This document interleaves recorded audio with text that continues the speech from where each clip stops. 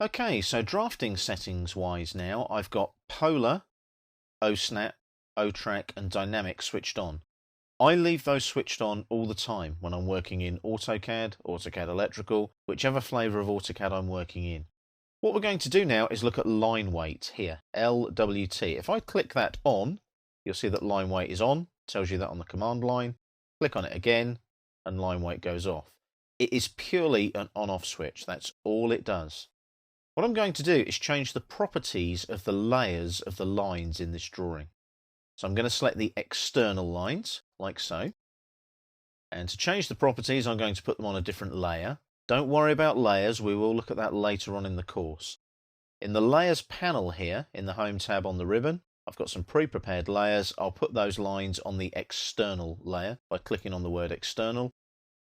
And you'll see they go that blue colour, the same colour as the layer. It's a cyan colour. I'll hit escape there to deselect those lines like so. What I'm going to do now is select the internal lines, do the same thing again, make sure I select them like that, and put those on the internal layer so they go red, and then hit escape to deselect. Now one of those layers has got a different line weight associated with it. So if I switch on LWT at the bottom here, you'll see that the external layer has a heavier line weight than the internal layer. You normally use this for highlighting and showcasing things that you want to stand out on a drawing. If I click on LWT again, just sets all the line weights back to the same default setting. If I go up to the layer properties here, there's my external layer there with all its properties. You'll notice, look, it's got a 0.5mm line weight. However, that only displays if the line weight toggle is on down on the status bar.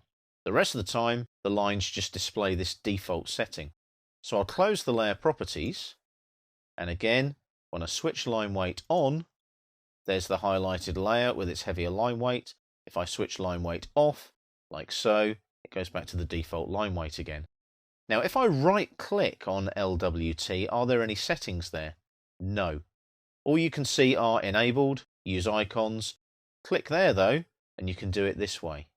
There's no actual settings like object snaps, but what you can do is apply line weight settings.